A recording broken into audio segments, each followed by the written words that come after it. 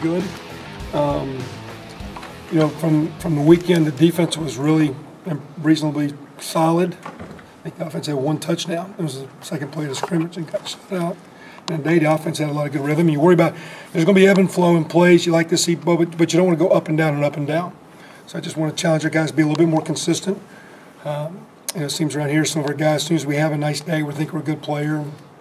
You know, we don't keep pushing and striving. So, not that I'm worried about our guys, but you know, they're doing a lot better. Dave Coop had a little tweak to ham this morning, so kind of held him out. He should be okay though. You talked about that same. So we missed him on D. He's been doing good. You talked about that same problem last year about guys having a good day and then thinking that they could kind of cruise a little bit. How do you fix that? I listen to the blogs and the emails and the moms and the girlfriends, and you know, just it's hard to, you know, it's just human nature, you know, and so but again, you like to think you'd be humble enough when you're 1-11 to realize that, you know, you got a boatload of work to do. And again, maybe it's just, you know, maybe the offense just got a little rhythm, made a play. I mean, sometimes in practice you're skewed. You know what I'm saying? You like to see sides do well. Our defense is a long way to go for doing offense every way across the board. Long way to go. But I do appreciate the effort, energy. I don't want to see us go up and down all the time. I like to see both sides make plays. I don't want it to be even. I don't want it to be a coin toss. I don't want it 50-50 by any means. But you know, you just want to see some consistency. And my concern from day is like, hey, I don't want to start going back, you know, forwards and backwards all the time, because to me you're staying the same. And so I know there's a good day, bad day, or you get, maybe it's just luck, maybe it's just play calls, you know, when things get skewed. But I would really like to see some. I think being good means you're really consistent. And if we're going to start being a better program, we're going to be more consistent. So we'll see as we move forward. But spring's been pretty positive. You guys seen what, a couple now? It's been, I don't know if today was good, bad, indifferent. Just from the view side, you would have thought the defense was really good and the offense was horrible Saturday, and you'd probably think maybe opposite today. So I just want to address that with the men, that we come back and have a good Thursday, have a good Saturday, and we're right in basically the middle of practice days, 7 of 15. With the few days of pads on, just kind of how do the JUCOs look? Do you think they've kind of adjusted to sort of being in the flow and being in the rotation? Yeah, you know, yeah and nay. I mean, they're still learning schemes, thinking. You know, so, I mean, you know, sometimes, you know, a guy doesn't look as fast or as good as you want because, you know, how much is it mental, you know, the thought, probably how much is your brain paralyzing you there, and you can't cut it loose and just fly around. But they've all, you know, contributed well. And, you know, you saw, you know, the quarterbacks, you know, doing a nice solid job. Cameron, you didn't see Cooper today. He's probably been the best of all of them, short term, six days. That's 6 days. That's a drop in the bucket of his college time to me. So Jakari's gaining. Justin Rayside, the two safeties, Treg and Ryan, they're doing solid. They're all in the mix, and some probably maybe will play more than others or have a greater impact. We'll see, but we're glad they're here. What would you like to see from Kenny Mullen in terms of where he's at, where he needs to be? Well, for a young guy, he is getting a little bit more consistent. He's playing our nickel.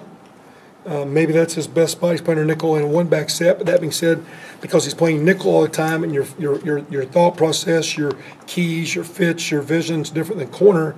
You know, there's a point in time where maybe he's one of our 4 best DBs, but he's playing the 5th spot right now, if that makes sense. And from a mental side, we don't over-teach him 2 spots as a young guy, so he's kind of learning, quote, just nickel. Where do I fit on this run? What's my coverage? What's my responsibility? Am I blitzing? Am I not? What do I have?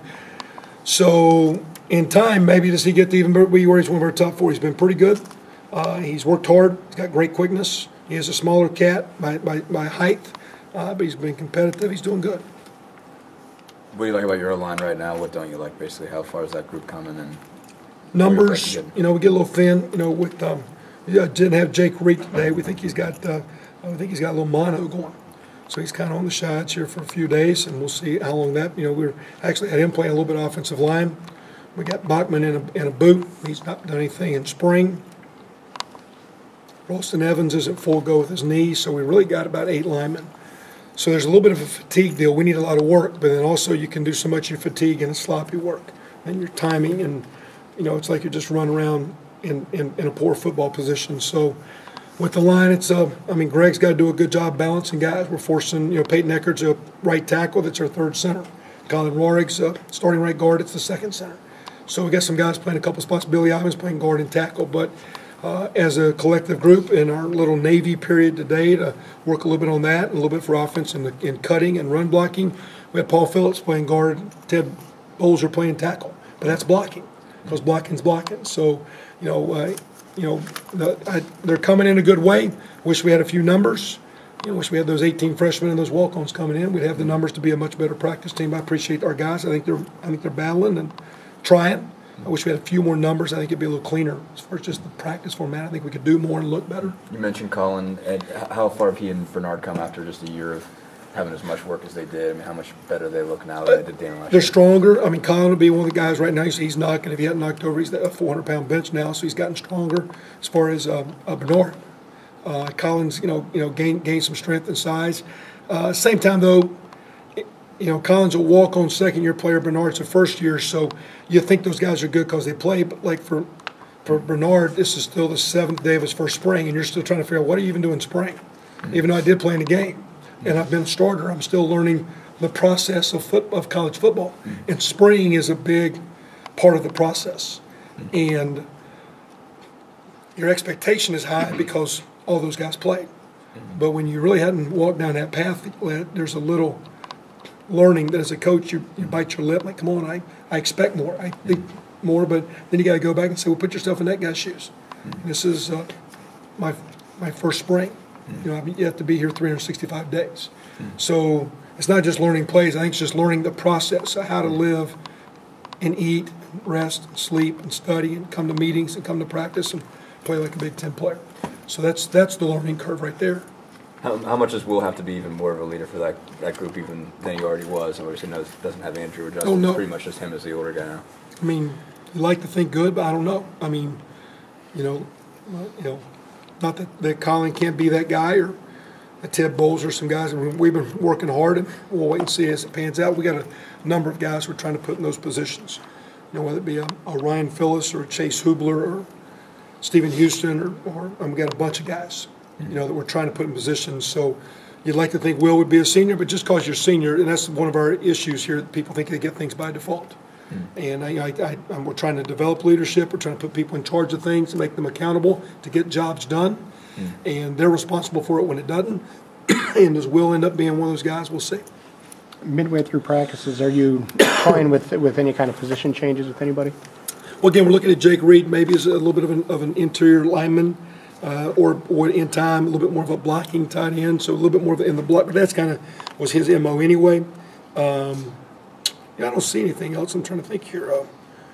We still got the same couple guys playing the fullback, same couple guys at tailback.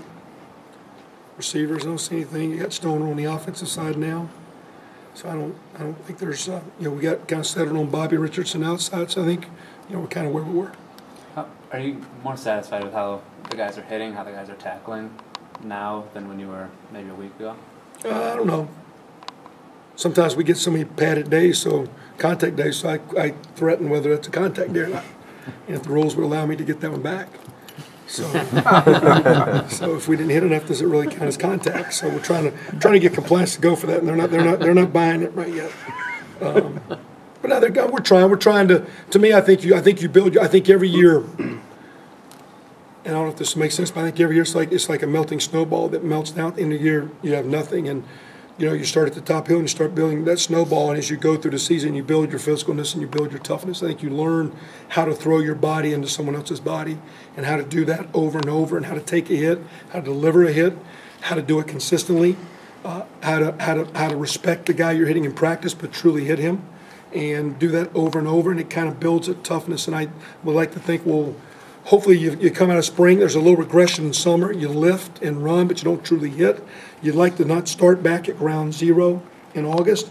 You want to start building. And even as you go through the year and you taper back and you want to be smart with your team, really good teams build momentum of physicalness as you go through the year. Everybody talks about how you improve from week to 1 to 2 to 3.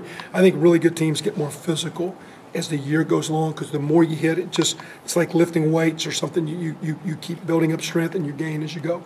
So we're gaining on it, but it could always – I've never told a team that they were hitting too good or too hard, and we're gaining, but a lot of work to do there. And we're trying to do it in a way that keeps us healthy, because we do have thin numbers. We've seen a lot of Isaiah Roundtree, I guess, in practice. I guess he was a guy you mentioned a few times last year.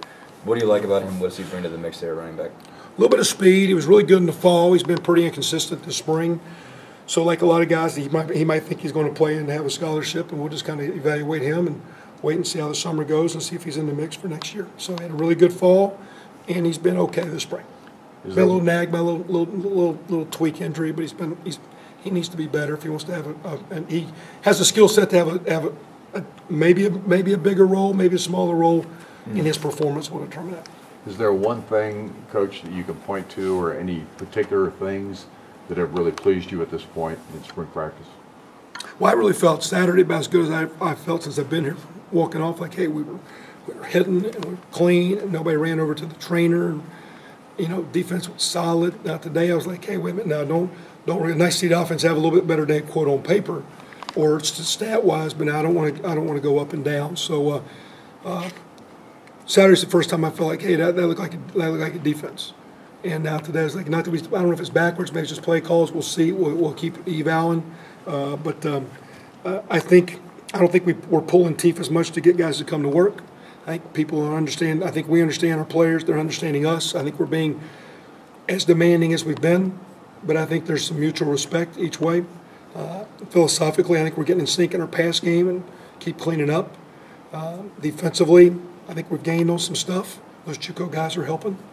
But again, we got 8 more really good practices, and then that we need, and in those 2 weeks, and then we need to polish off with a good summer and throw those young next core of bodies in, because I do think it's been said to the guys coming in are every bit as good as the guys that played last year, and that's just going to increase depth and competition and keep us building.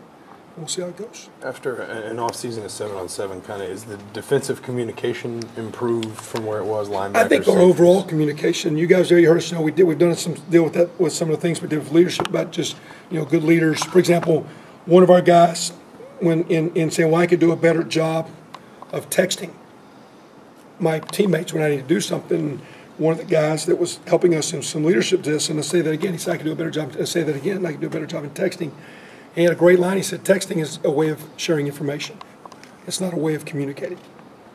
You're just sharing information. If you want to be a good leader, you need to communicate. That means you need to speak up. And so I don't know if you notice, we're being more, just like in our stretch, more loud. When we're warming up, we're echoing and we're calling things, because we're trying to get our men, because if you're a confident person, you will speak up. And, so to have confidence, you're louder. You're more, and our deal is, don't just make sure you have the call. Make sure your teammate to the left and to the right has a call. You pass the word. You pass it down the line. So communication is growing, and maybe that's a sign of confidence, and we're trying to merge and build those two. Because I do think if you're confident, you are a great communicator, and that's a part of being a heck of a good team. All right, men. Have at it. Okay, thank you.